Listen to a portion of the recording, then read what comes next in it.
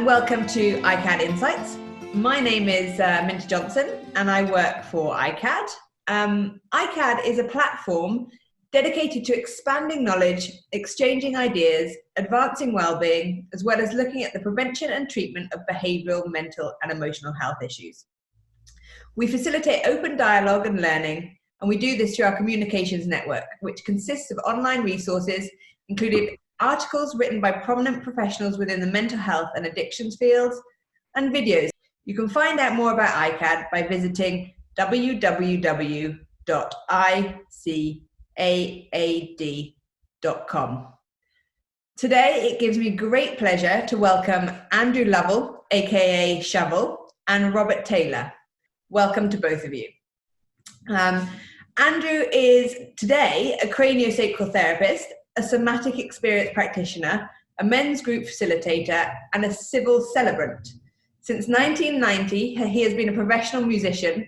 He is a renowned percussionist, probably best known as part of the band M People, but has also worked with such names as Sting, Boy George, and Soul to Soul. Robert, until recently, has always been a businessman. He's worked at board level in the UK and internationally for the European energy company E.ON.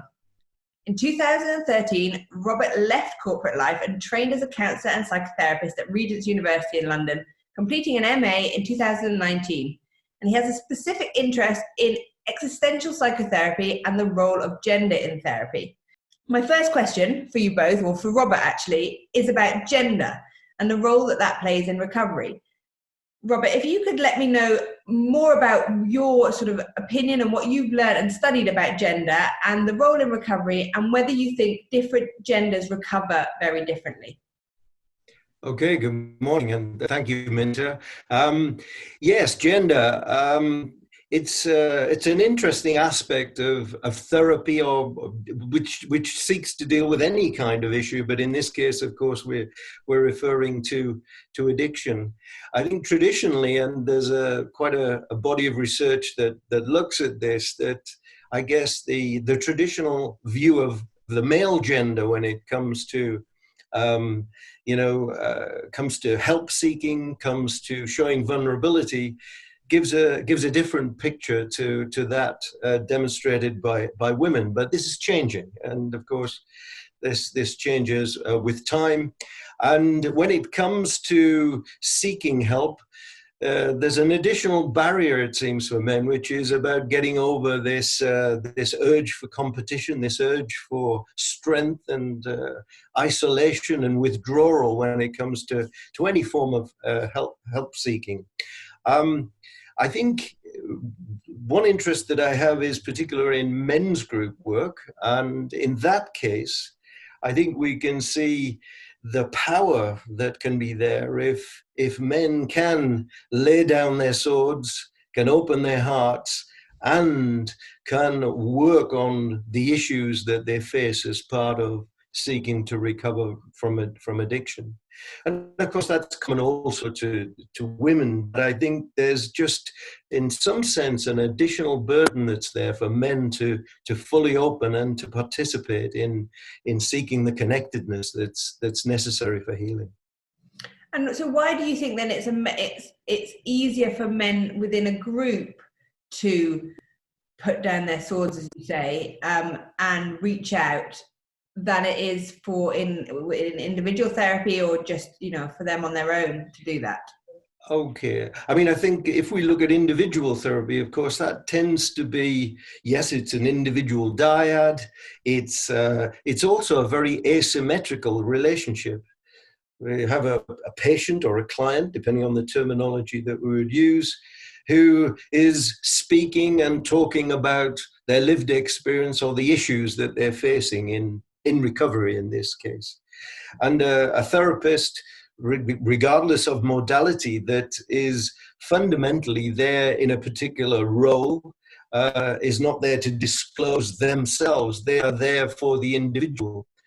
In a group, I think something which I think can be extremely powerful for men is to witness other men disclosing and showing vulnerability. It's an opportunity for men to be shoulder to shoulder or in circle and to through hearing other men do that, I think it's much easier for them to start to open and to recognize the sense of normalization, but also I suppose, to get the courage to share their own feelings and to show their vulnerabilities. And I think that's much more powerful in a group than it is in an individual relationship because of that.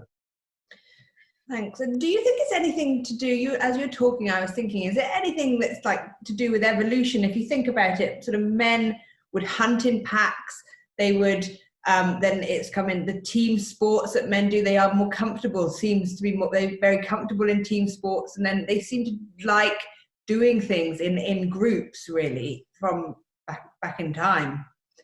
Yeah, so there's a seminal book that was written by a guy called Lionel Tiger, who's quite a famous anthropologist. So, and the book was called Men in Groups, and so he pulled together all of this, this knowledge, and really brought out some of these traits that you were referring to that might have developed over time.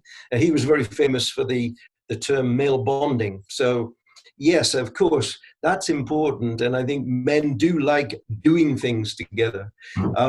But often there's an additional hurdle to get them to really, truly open up and to go beyond a sense of fellowship to really share what is going on in their lives and to properly show their vulnerabilities. So that is a good ground from which to do that, but it's not only about doing things. And there's a lot to be said about well-being for men in terms of support groups or activity groups. But I think when it comes to dealing with the issues of addiction and healing and the depth that needs to be taken to solve and to open up those issues, then I think we have to go beyond just doing things together. Okay, brilliant, thank you. And am I right in thinking that you actually met Andrew in a men's group? Yes, yeah, that's right. We just over 2 years ago. We come from very different backgrounds, but equally, we were obsessed in our worlds. Mine in business and energy, and I'm sure Andrew will speak about his in music. But when we sat down together for the first time in a small group of men, and we together witnessed others speak, I think it had a very powerful effect on both of us, and we became friends because of that, and now professionally work together in this context. Brilliant. Well, thank you so much, Robert. Andrew, so Robert sort of alluded to, your music career and we know a bit about your extreme life. It was in sort of the media. It can't really avoid it so much for you as some people can. But can you tell me a little bit about what helped you bring, as your title says, it says after extreme living, back to balance. What was the most sort of seminal thing, whether it was a therapeutic modality, whether it was a person, a group, or what, that has helped you bring your life back to balance? There are a number of things, and they continue. And the beginning was bringing my bits together. So when you're living extreme, when you're an addict, when you're living an extreme life, when you put yourself in isolation for big chunks of it, you can be the life and soul of the party, literally, for many, many hours, months. And then there's big chunks where you need to be on your own in a very dark place. And I found that I know now that I was fragmented. There was bits of me. I wasn't a whole being. And I later realized that I was sort of twisting. There was no foundation to me. I was just flowing. And that was the fuel to my rocket-like behavior, the speed that I was living. Nothing was enough. Nothing could fill this hole.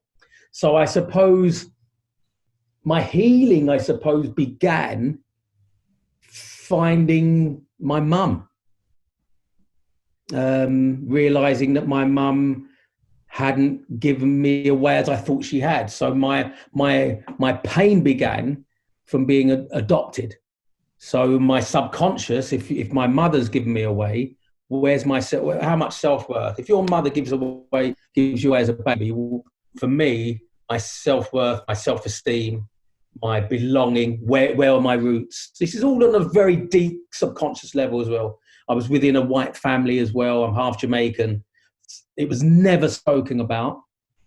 So there, I was very constricted and I was fragmented and I didn't know who I was. So my pain began there, which led to me trying to fill this painful hole, which is unfillable. And by goodness, I tried it in very, very different ways to fill.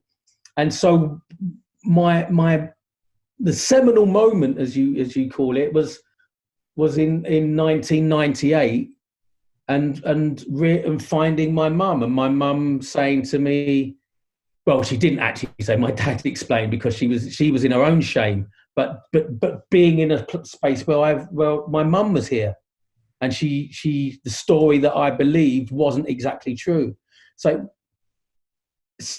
it was in that second of getting a root. There's my mother.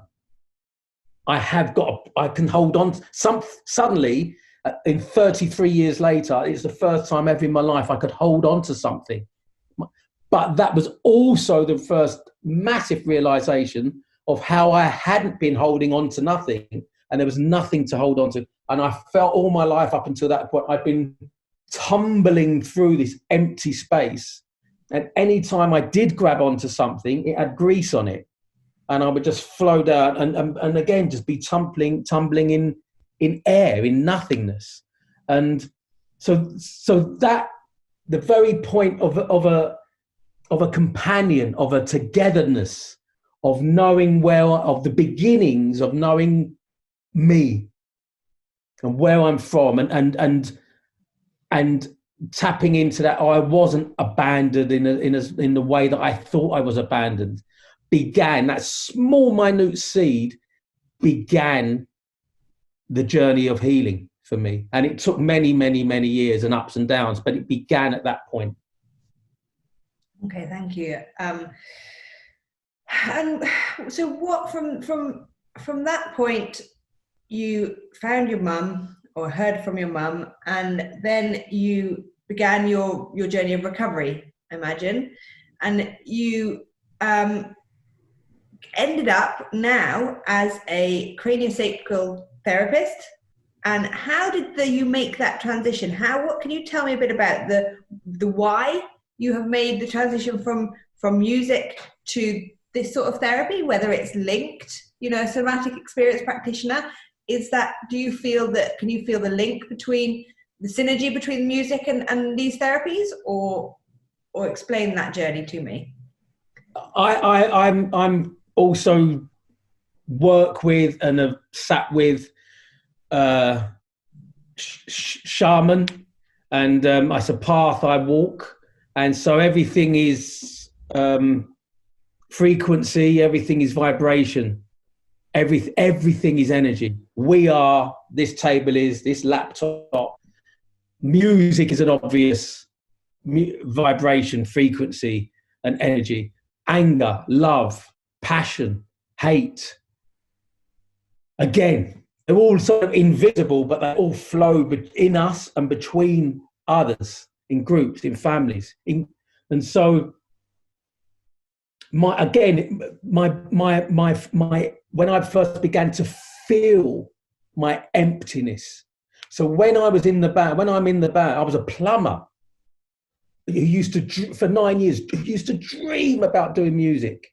And then not only was I doing music as a living, but I was in a fantastic band who's traveled the world. So I went from unblocking toilet pans to flying first class to Australia, incredibly quickly. And so my head was, this is amazing, this is brilliant, but I was still racked with pain. I'm doing everything. This could end tomorrow. I'm going to bring my pain into this situation and be extreme, and also I'm drumming. But for the first time, I got into my body.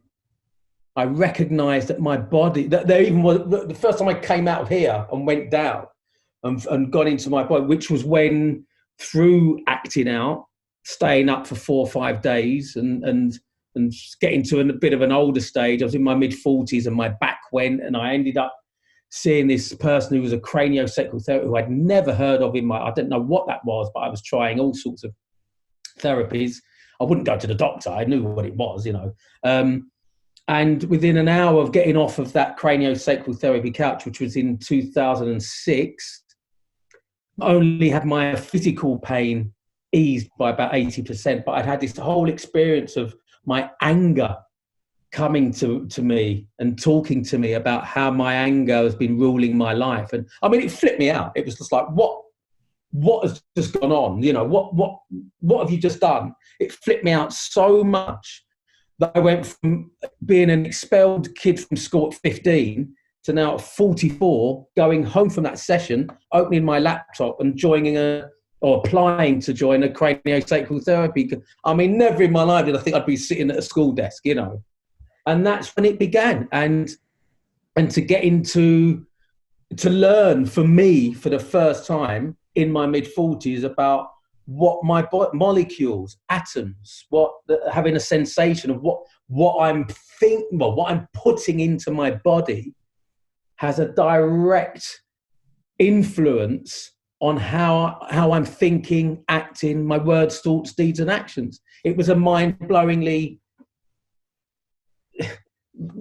at atomic level. It opened up this whole new way of insight and being, and was another added piece to my recovery. So I had to go in my body first, and I had to start bringing the bits back of me, putting a foundation underneath me, and then continue working with my body before I could even start going upstairs, really.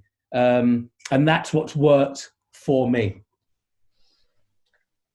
When you were talking just then, I was thinking, you mentioned energy and how, everything is energy from we all sort of from the chair to us and each people. Do you think that when you are doing group work, and this is sort of a question for both of you really, but I suppose everyone brings their own energy, and some people who are perhaps more, they've moved from the sort of place of survivor to kind of thriver, and they are more solid in their recovery. They perhaps have their energy is more stable, perhaps. I don't know if this even exists, but then they are able to sort of contain and hold the other people in the groups whose energy is a bit more broken and perhaps a bit more, as you said, you were like spinning off all over the place when you were in an active addiction, and then in early recovery, probably still a bit the same.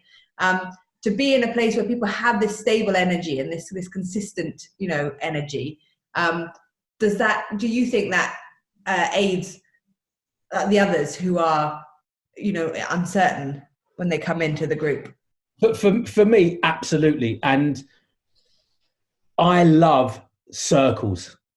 I love looking at a circle, and I love sitting in circles, and I love thinking about things in circles. Life, the beginning, the middle, and the end, and it goes on. That's my belief. So joining groups, whether it's a Buddhist group or men's group or 12-step group, I particularly like to sit in circles, because even you're talking about energy, I believe that energy that just flows around, particularly when someone chooses to speak and they send out that energy throughout that circle. You can do it in a room. You don't have to sit in a circle. That's my preference. But the what I learned from groups, particularly men's groups, with energy, is that the stronger you are, the more vulnerable you can be. So it isn't maybe potentially the obvious thought of, oh, that person is holding the group for the others, and he's speaking and they can look at him and it helps the other. The way I've found that it's helped the ones who are less open to speaking from their heart or would rather observe a bit longer, is for the person. The strength comes from strength comes from being vulnerable. That's my experience. It comes from letting go. It comes from, as Robert said, put down your sword, put down your barrier, I'm a man. I live like this. I'm successful. I earn this. I do that. It's actually about sobbing in front of other men and talking from your heart about your fear of your children leaving for university, or your situation with your wife, or what happened to you as a child with your parents, and now it's still affecting you as a man today, and how you can't find it difficult to carry on. And that's a strength. That's a strong. And that's when you're holding the space, and that's when you're potentially helping the person who's a lot more nervous, going, wow, if he can do it, or if they can do it, maybe I've got that opportunity to be that vulnerable too. Thank you. That's really helpful and really, really true. I think it resonates a lot for me, and I think for others who are watching this, it will as well. And I thank you both from the bottom of my heart for joining me today in this conversation. Thank you. My name is Araminta Johnson, and you have just joined me at the most recent iCAAD iTalks. As always, it's been an absolute pleasure to have you and my guests here today. If you'd like to access any other resources, you can do so at www.icaad.com. Thank you, and see you all soon.